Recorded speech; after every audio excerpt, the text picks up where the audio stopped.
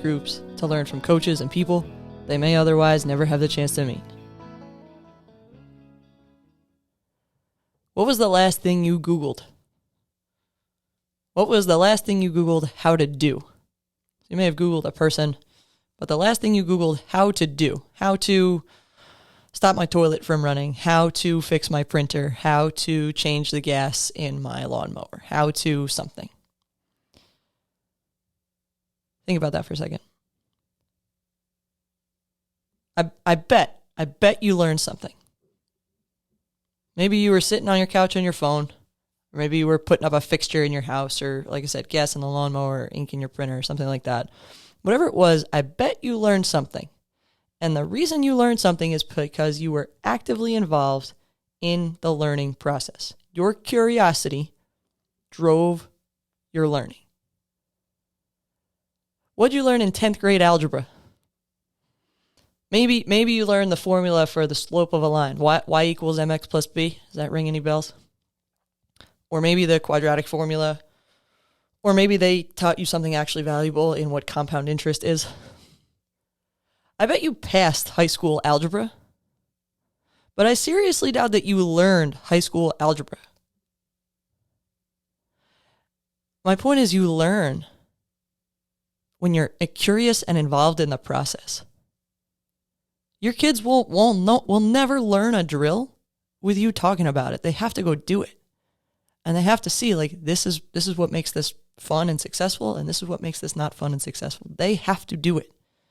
And we're so lucky as coaches that we get kids who want to be with us. They have to go to English class.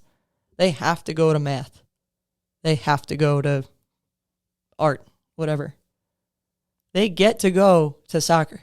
They get to go to volleyball. They get to go to field hockey. They get to go to football, whatever it is. They want to be there. Give them a platform to explore that curiosity. Hold back your urge to talk at them. I know a lot of coaches are teachers. I'm a physical therapist. I want to talk. I want to explain stuff. I want people to learn what I have to say. But like they gotta be involved in it. They gotta be involved in it. A lot of times in my clinic here, someone will come in and they'll say, my hip hurts. What's in there? So I get out my iPad and I have this really cool anatomy app.